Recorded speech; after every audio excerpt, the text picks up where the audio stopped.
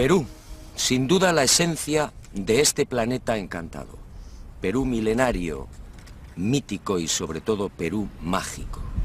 Sígame y disfrútelo conmigo.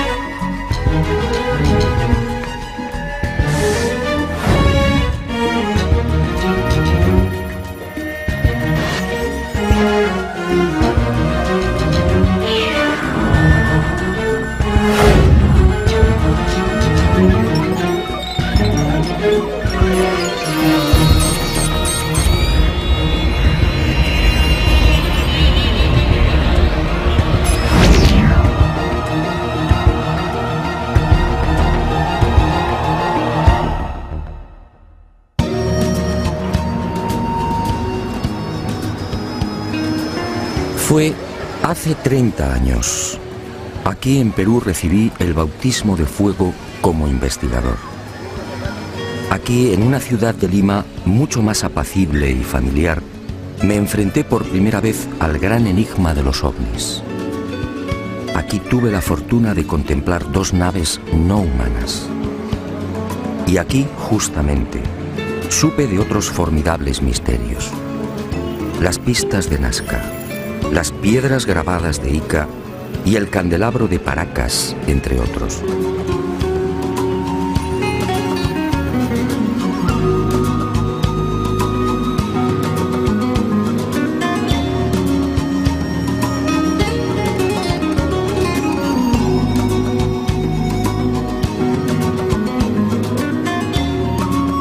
Sí, es mucho lo que le debo al Perú.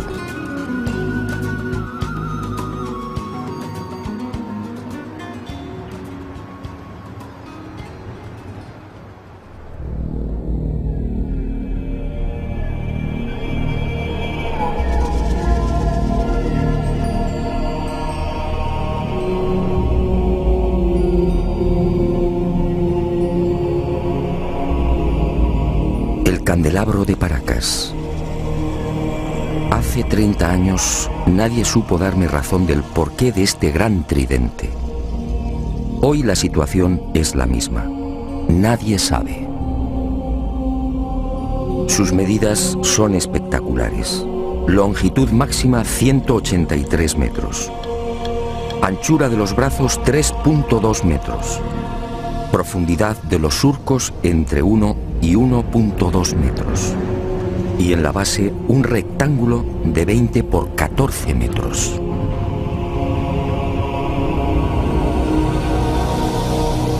A simple vista la gigantesca figura parece elaborada con la técnica del vaciado.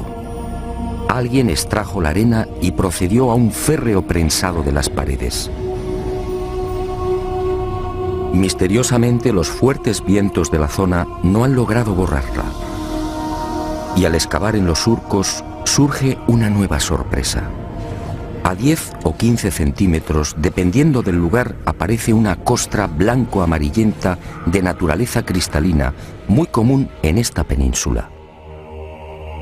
La deducción es inevitable. Hace cientos, quizá miles de años, la imagen del candelabro tuvo que ser distinta. En el pasado, esa blanca y pulida sedimentación lo haría brillar como un candelabro de plata. ¿Quién lo diseñó? No hay forma de datarlo. No existen referencias históricas. Nadie sabe cuál fue su finalidad. Para algunos se trata de un símbolo religioso. ¿Quizá el árbol de la vida? Para otros representa una constelación. ¿Quizá la cruz del sur? Hay quien asegura que estaríamos ante un signo ritual vinculado a sacrificios humanos. Sacrificios que tenían lugar en Isla Blanca y en el archipiélago de las Chincha, muy próximas al tridente. De hecho, el eje principal del candelabro aparece alineado con la primera de estas islas. Unas islas en las que han sido encontradas las momias de jóvenes mujeres decapitadas.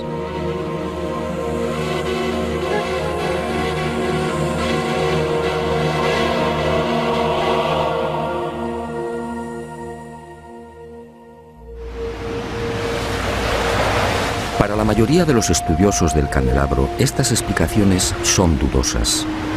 Hay algo, sin embargo, en lo que todos coinciden. Por sus dimensiones y la estratégica ubicación sobre el acantilado, con una inclinación de 40 grados en relación al mar, el gran tridente parece dibujado para ser observado a distancia. En los días claros, la figura puede ser contemplada a 20 kilómetros. ¿Se trata, por tanto, de un especialísimo faro? ¿Estaríamos ante una señal indicadora? Sinceramente, no hay forma de saberlo. El eje central y principal del tridente señala al sur, exactamente al rumbo 180 grados. En otras palabras, es falso que el célebre candelabro de Paracas esté orientado hacia los míticos y sagrados lugares de Cusco, Machu Picchu, Tiahuanaco o Nazca.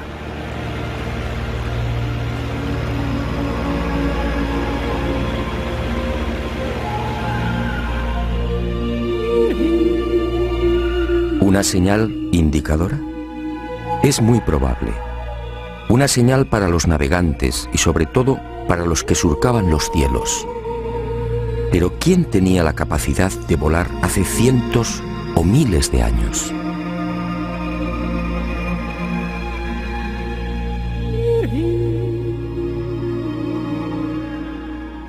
La pregunta parece absurda. ¿Quién podía volar en la antigüedad? Para la ciencia está muy claro. Ningún ser humano tenía la capacidad del vuelo hace miles de años. Yo, en cambio, no estoy tan seguro. Sígame y le mostraré algo desconcertante.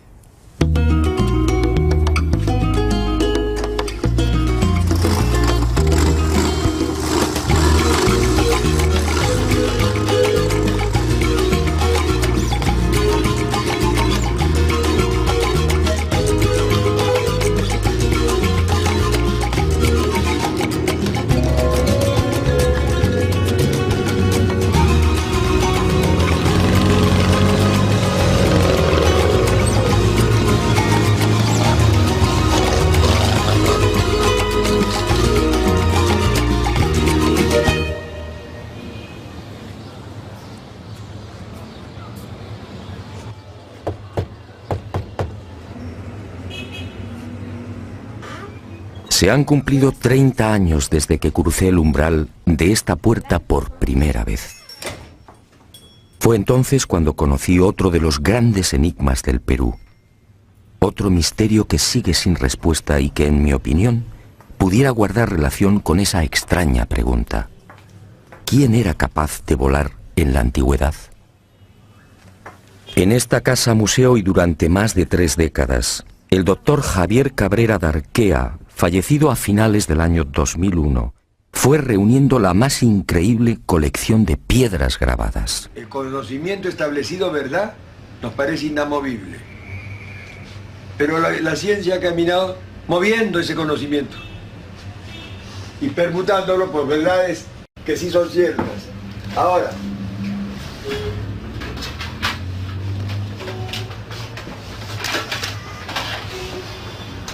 esos instrumentos que ha visto ahí. Ahí está. ¿Como el hueso, claro? Hueso humano, tibia humana. 11.000 piedras de todos los tamaños, con unos altorrelieves asombrosos. Toda una biblioteca lítica desenterrada en el vecino desierto de Ocucaje. Todo un tesoro arqueológico que, al parecer, le fue suministrado por los indios. Pero el doctor Cabrera murió sin que la ciencia reconociera su gran labor. Es verdad, sí. Y ese es el... Lo mismo que salía en Japón, salió acá en Paracas. Ah, sí, es verdad, sí. Los seres que llevaban como una... En las piedras aparecen unos hombres realmente singulares. Son representados con grandes cráneos y con manos de 4 dedos, siempre sin pulgares. ¿Quiénes son estos seres? En opinión del doctor Cabrera, estaríamos ante una humanidad desconocida y remota que habitó la Tierra hace millones de años. Una humanidad, aseguraba el médico peruano, que alcanzó unos conocimientos y una tecnología extraordinarios. Y por razones desconocidas, desaparecieron.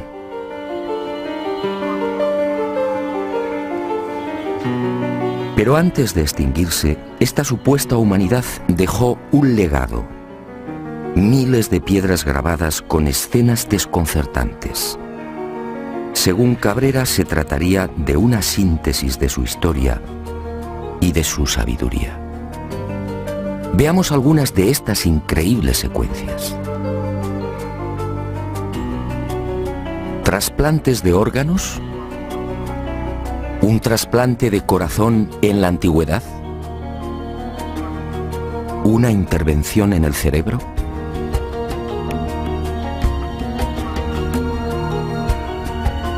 ¿Transfusiones de sangre? ¿Cesáreas hace millones de años?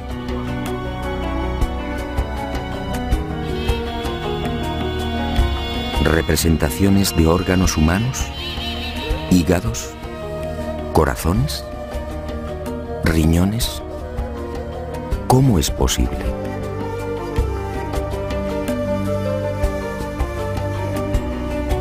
¿Continentes hoy desaparecidos?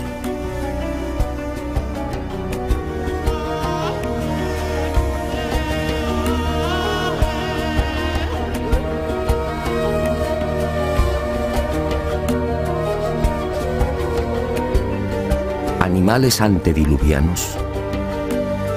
¿Grandes dinosaurios? ¿Hombres conviviendo con dinosaurios? ¿Hombres aniquilando a estos temibles reptiles? ¿Cómo es posible si estos animales desaparecieron hace 65 millones de años?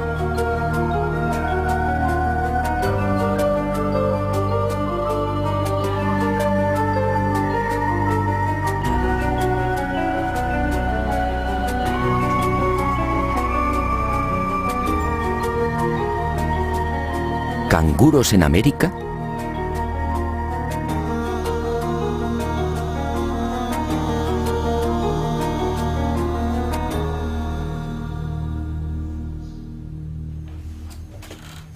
A lo largo de estos últimos 30 años, en las numerosas visitas a Ica y al desierto de Ocucaje, traté de descubrir el yacimiento del que supuestamente se extraían las piedras grabadas.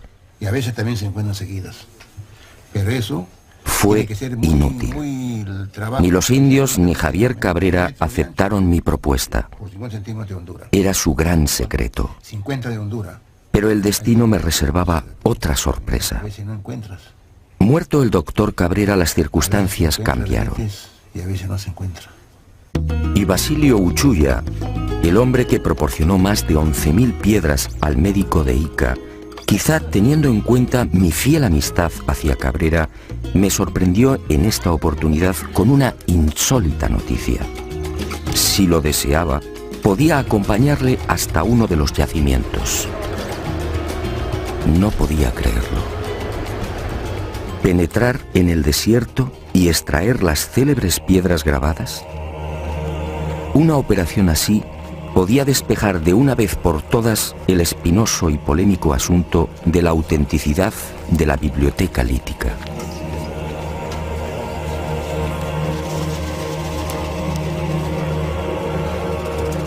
Eran las 08 horas de un caluroso miércoles 16 de enero del año 2002. Y nervioso, esperé.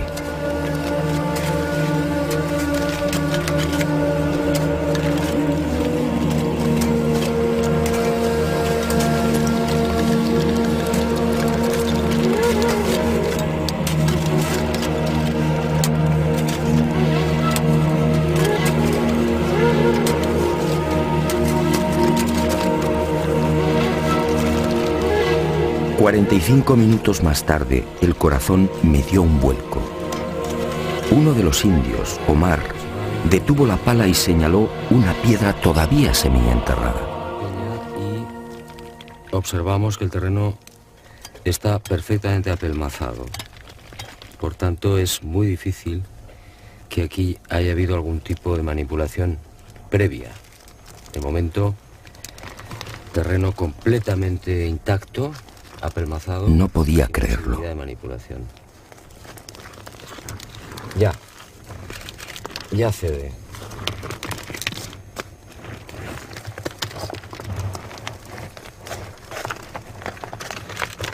Es pesada, grande, de unos 30 centímetros y probablemente de unos 5 kilos de peso por lo menos. Le corta la cabeza. Al dinosaurio. Al dinosaurio. El dinosaurio con la desesperación pone la mano en el pecho y la otra la pone abajo. Esa es su pierna de él. Su otra mano que el indio corre y matarlo. Y a este primer hallazgo le siguieron otros. Los indios descubrieron nuevas piedras grabadas a razón de una cada 10 minutos. Todas ellas, en apariencia, habían sido sepultadas mucho tiempo antes. La ha encontrado Omar, ¿no? Sí. Omar. Sí. Y vamos a proceder a la extracción. Volvemos a insistir, terreno completamente apelmazado, que no se ha tocado evidentemente pues en muchísimo tiempo.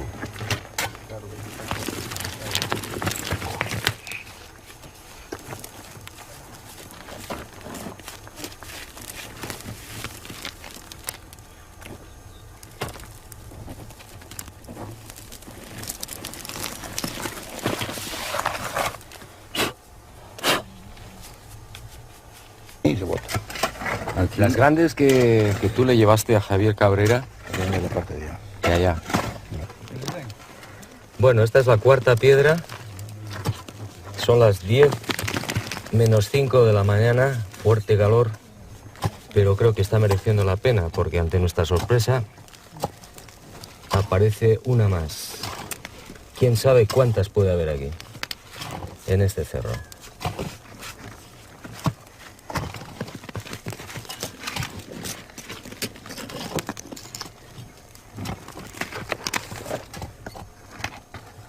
Hoy, 16 de enero del año 2002, a las 10 de la mañana, en pleno desierto de Ocucaje, Basilio Uchuya ha accedido a llevar por primera vez a un equipo de televisión hasta uno de los yacimientos de las célebres piedras grabadas de Ica.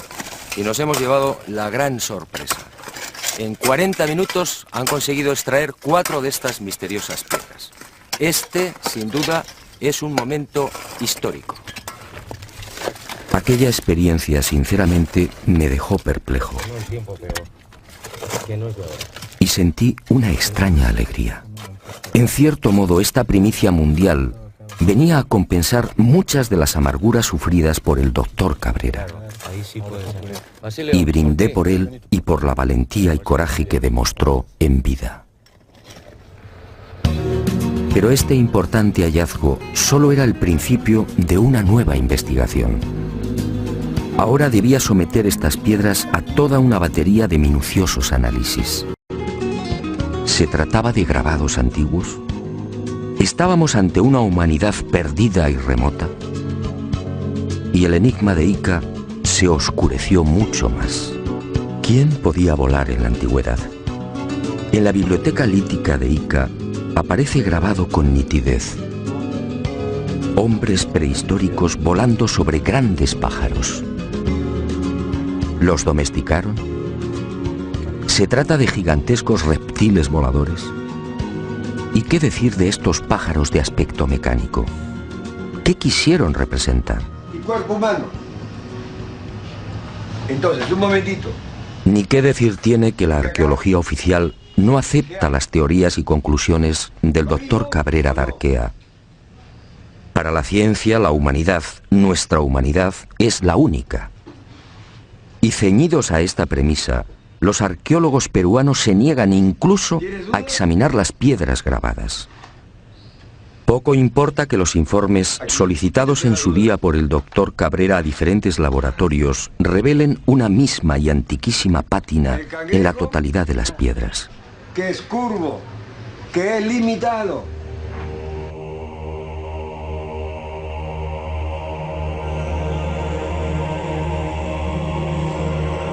Como tampoco importa que algunas de estas piedras grabadas fueran halladas en el fondo de tumbas precolombinas.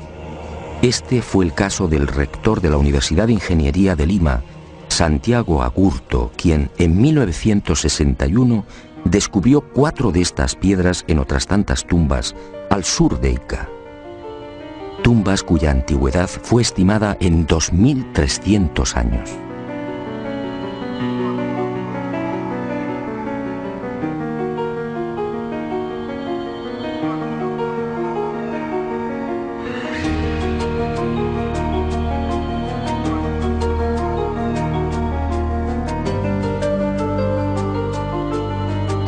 A mi regreso a España, como dije, varias de las piedras grabadas desenterradas en mi presencia fueron enviadas a 5 laboratorios pertenecientes a 4 universidades españolas y una canadiense.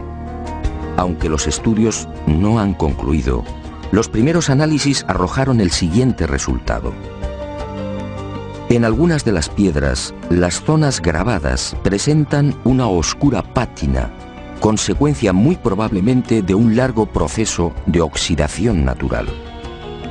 En palabras sencillas, esos grabados no son recientes. Pero otros estudios en otras piedras han puesto de manifiesto que las incisiones presentan una clara factura moderna. Los grabados habrían sido ejecutados con medios mecánicos motorizados. En suma, según estos análisis, y por ahora, algunas de las piedras extraídas del cerro serían recientes y otras antiguas. El enigma, por tanto, sigue en pie.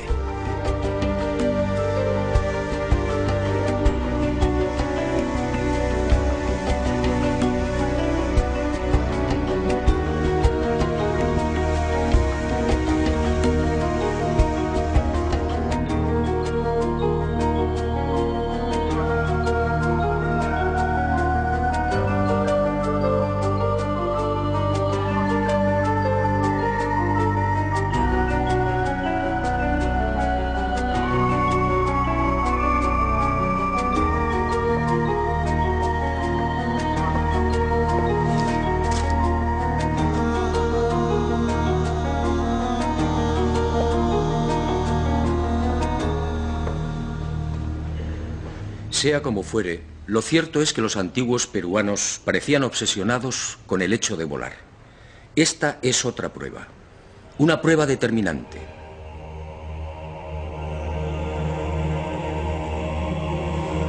Huaco perteneciente a la cultura mochica, según los expertos fabricado hace 2000 años. Un hombre con alas. Unas alas claras y nítidas, sujetas al pecho con sendas correas. Para los arqueólogos se trataría de una especie de mensajero. Y me pregunto, ¿un mensajero con alas provistas del correspondiente arnés? ¿No es más lógico pensar en la representación de un hombre que podía volar? Más aún, si los antiguos peruanos obviamente no estaban capacitados para practicar el vuelo, ¿no serán estos huacos y pinturas el recuerdo de otros seres que sí podían hacerlo?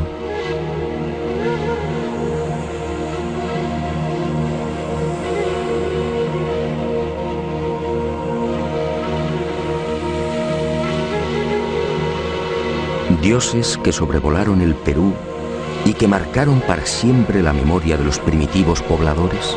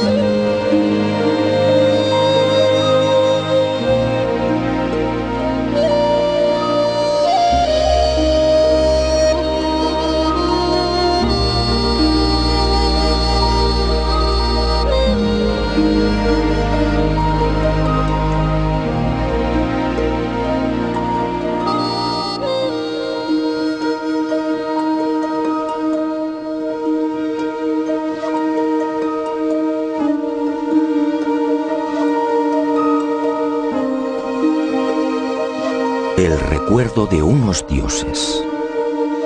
Quizás sea esta la explicación a las célebres y siempre fantásticas líneas y pistas que podemos contemplar en la desértica pampa de Nazca.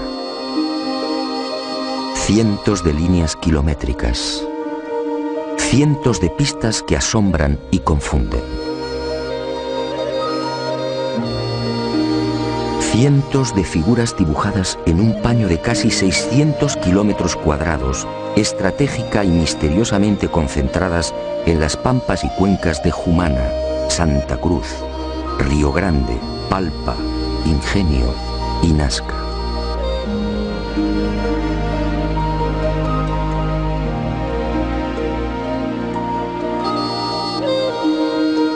Una formidable obra desarrollada quizá como homenaje, quién sabe si como reclamo, a esas criaturas que hace cientos o miles de años surcaron los cielos del Perú.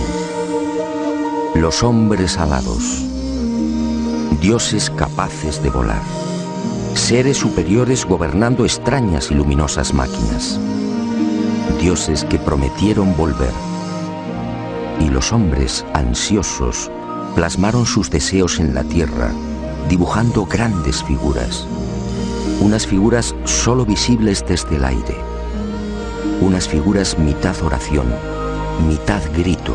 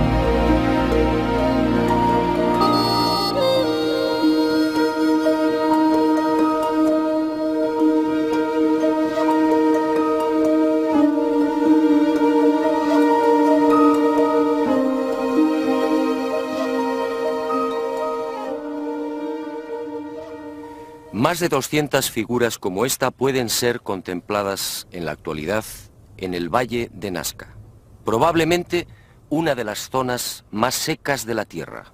Aquí no llueve nunca, o casi nunca. La corriente de Humboldt en las costas del Pacífico, 3 grados por debajo de la temperatura del aire, es la responsable de esta extrema aridez. El índice de precipitaciones es realmente angustioso, apenas 1 centímetro cúbico al año. Y esas pocas gotas de agua se reparten en unos 30 minutos cada 2 años.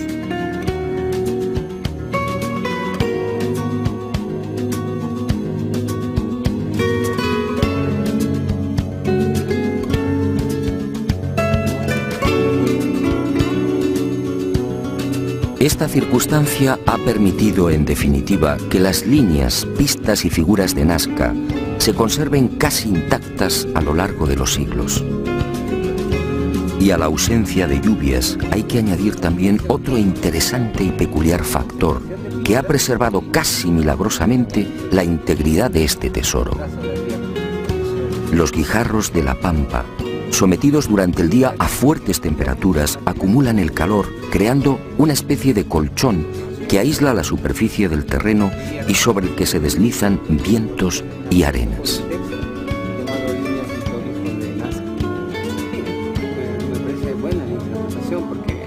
Eso hace de que se genere ese colchón que tú mencionas en el Valle de Taruga o en la zona de Palpa, ¿no? Donde también vemos inmensa cantidad de...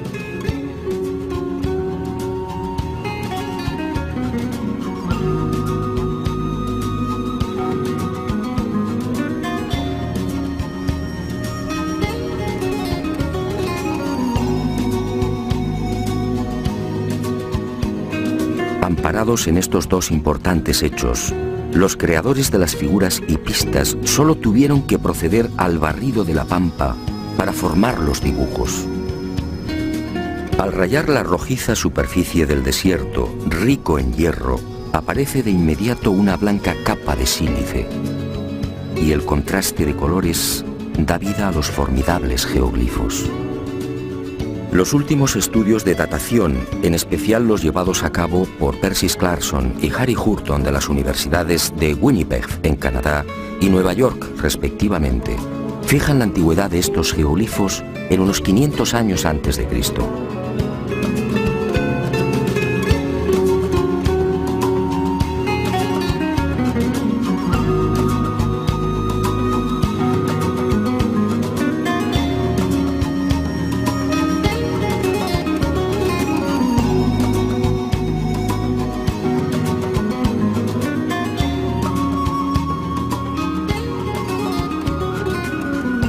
A diferencia de lo que sucede con el candelabro de Paracas, estas figuras de la pampa nazqueña sí disponen de un respaldo histórico. Cieza de León, que acompañó a Pizarro por el Perú a finales de 1537, fue testigo de excepción de estos signos. Así los califica. Signos en algunas partes del desierto que circunda Nazca. Y añade en sus crónicas que dichos signos eran tomados como caminos a seguir por las comunidades indias.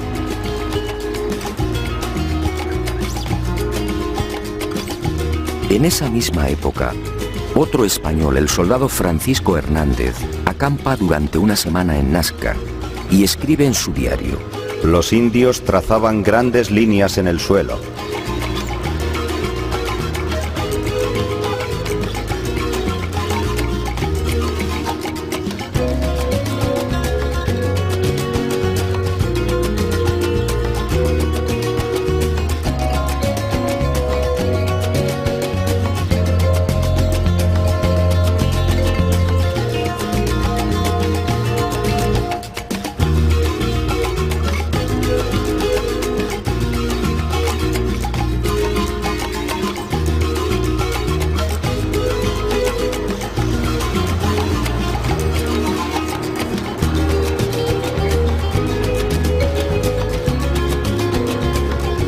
Años después, en 1586, el corregidor Luis de Monzón se dirige al virrey Toledo y le relata la siguiente historia.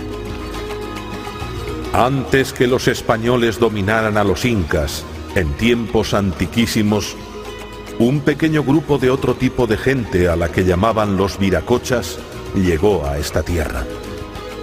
Y obedeciéndoles, los indios los siguieron e hicieron caminos que hasta ahora se pueden ver, largos como una calle, a cuyos lados construyeron muros bajos. ¿Los viracochas? ¿Quiénes eran? Cuando consulté a los indios, todos coincidieron. Señalaron al cielo y exclamaron: dioses, dioses que volaban, dioses que llegaron de Tiahuanaco y trajeron el arte y la agricultura, dioses que enseñaron cómo dibujar las líneas y figuras.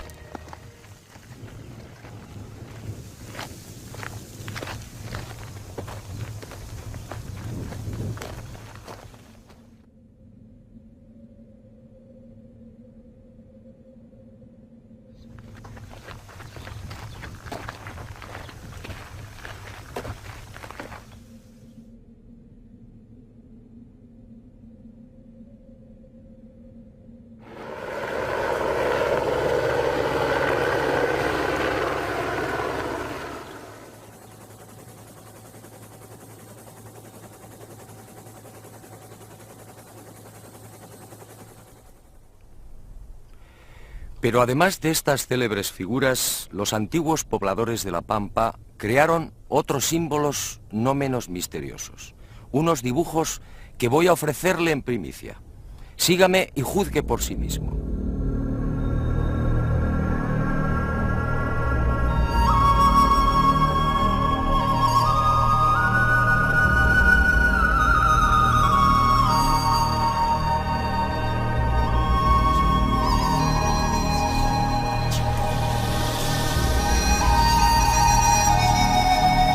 Al norte de la ciudad de Nazca, a poco más de 25 kilómetros, y entre los resecos arenales de Palpa, Ica y Ocucaje, este planeta encantado nos reserva otra sorpresa. Decenas de geoglifos desconocidos. Alrededor de 300 figuras similares a las de Nazca, que nunca fueron filmadas.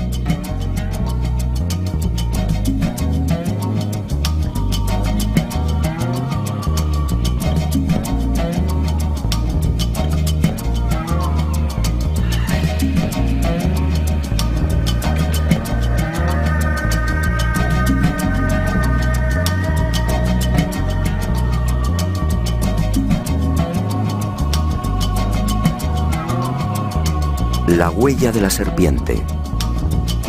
Más de 10.000 orificios de 1 metro de profundidad y 90 centímetros de diámetro que trepan por laderas y cerros. Nadie sabe qué significan.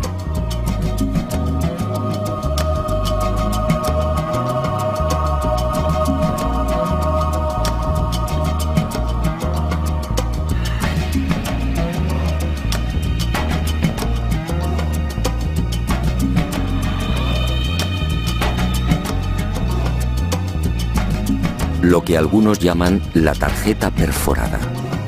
Otra enigmática sucesión de puntos en forma de aspa, excavados a lo largo de 15 columnas o líneas paralelas. ¿Se trata de un sistema de navegación aérea? Nadie lo sabe. El gigante de cabeza cuadrada. Otro ser enigmático coronado con plumas o antenas. Una figura antiquísima, probablemente de mayor antigüedad que las de Nazca, que levanta los brazos mostrando unos objetos igualmente desconocidos. Y en las laderas de los cerros próximos, nuevos gigantes, seres que parecen saludar a quienes se acercan por el aire. Y en Pozo Santo y en el cerro de Cabeza Larga, más señales. Figuras geométricas incomprensibles, individuos gigantescos con enormes cascos, felinos, aves desconocidas para la ciencia. Todo un misterio, un irritante misterio.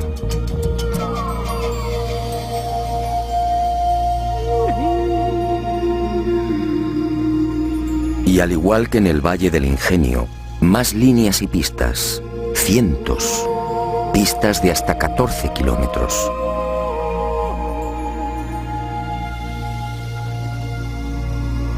Pistas de trazado impecable, entre las que surgen elaboradas figuras de aves y flores. Imágenes que lamentablemente, como dije, están siendo destruidas por la mano del hombre. Y en el calcinado arenal de Ica, otro desafío. Esta figura fue descubierta en 1984 por los pilotos de Aerocóndor en la hacienda San Javier. Desde entonces recibe el nombre de la Estrella de San Javier. Mide 64 metros de diámetro y constituye sin duda el más arduo de los jeroglíficos. ¿Qué significa la gran cruz central? ¿Cómo debemos interpretar los 200 orificios y las decenas de líneas que unen los círculos? ¿Estamos ante un mensaje matemático?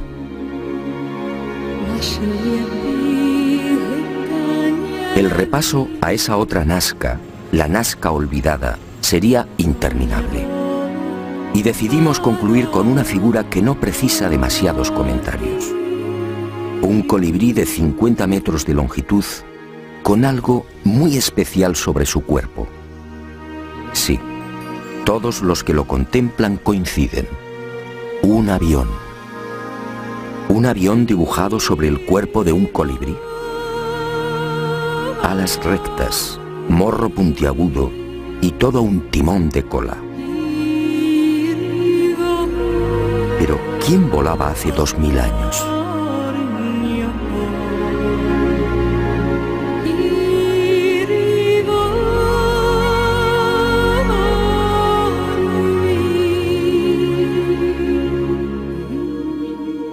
El enigma de Nazca ha cumplido 75 años.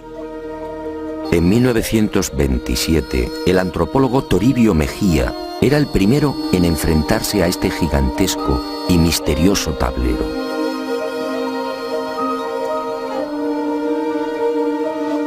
Después sería redescubierto por toda una legión de expertos. Para Kosok, por ejemplo, estas figuras eran la representación de las trayectorias del Sol, de la Luna y de los planetas. En otras palabras, el mayor libro de astronomía del mundo. Para Maria Reiche, la matemática alemana que dedicó su vida al estudio de la Pampa, se trataba de un calendario.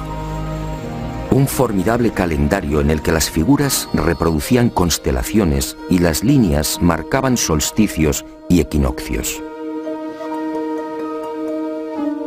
Gerald Hawkins sometió esta teoría de Reiche a las computadoras y comprobó que la hipótesis del calendario era falsa. Para el explorador inglés Tony Morrison, las líneas son caminos, senderos sagrados que unirían templos. Pero ¿dónde están esos supuestos templos? Otros, como Jim Gutman, están convencidos de que los antiguos pobladores del Perú llegaron a fabricar y utilizar globos aerostáticos. Así, dicen, diseñaron las figuras. Dobkin, de Ríos y Cárdenas van más allá y apuntan una explicación tan poco convincente como las anteriores.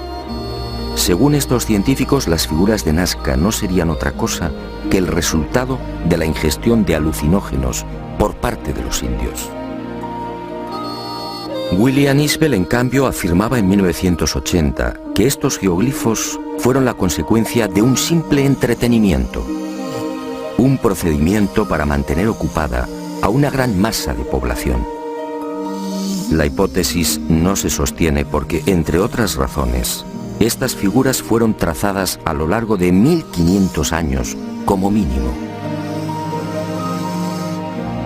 Henry Sterling llegó a proponer una explicación que obviamente fue desestimada. Los geoglifos de Nazca, escribió, son en realidad un gigantesco telar. Y recientemente se ha puesto de moda otra versión que tampoco termina de convencer. Según el hidrólogo Stephen Mabey y el arqueólogo Donald Prulls, estos cientos de imágenes serían simples marcadores de aguas subterráneas.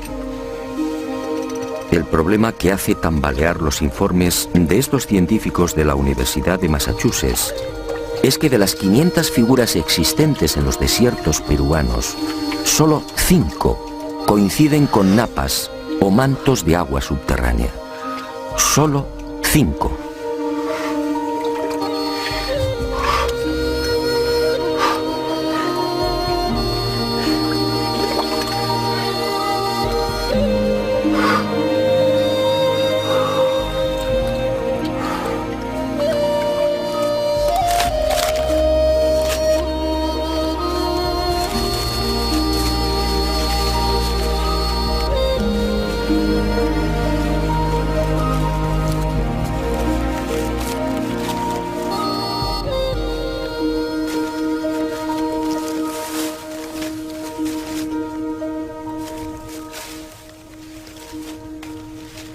Es evidente que ninguno de estos investigadores y científicos se interesó jamás por la opinión de los indígenas. Yo sí lo he hecho. Y esta es mi conclusión. La tradición peruana dice: hace mucho tiempo, sobre esta pampa descendieron unos seres que podían volar. Fueron los viracochas, los dioses llegados del este. Unos hombres buenos que trajeron la paz, la concordia y el progreso. Y fueron esos dioses quienes dibujaron las primeras líneas y figuras. Después, nosotros, los hijos de los viracochas, seguimos su ejemplo y aprendimos a dibujar en la arena. Ellos lo verán algún día y regresarán, y regresarán, y regresarán, y regresarán, y regresarán, regresarán, regresarán, regresarán.